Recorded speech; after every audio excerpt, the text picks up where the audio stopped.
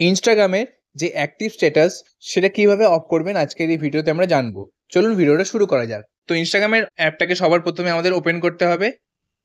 এরপর নিচে আপনার একটি যে প্রোফাইল আইকন রয়েছে, এই প্রোফাইল আইকনটির উপর আপনাদেরকে ক্লিক করতে হবে।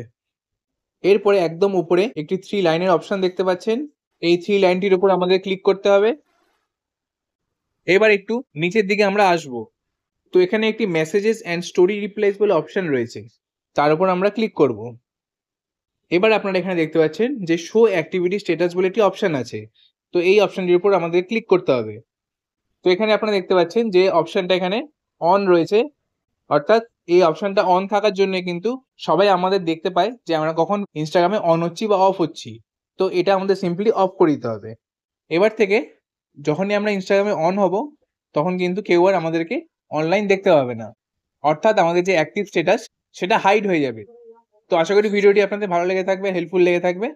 ভিডিওটি ভালো লেগে থাকলে চ্যানেলটিকে অবশ্যই সাবস্ক্রাইব করবেন আর ভিডিওটিকে লাইক করবেন। চলুন দেখা হচ্ছে পরবর্তী একটি নতুন ভিডিওতে। Thank you.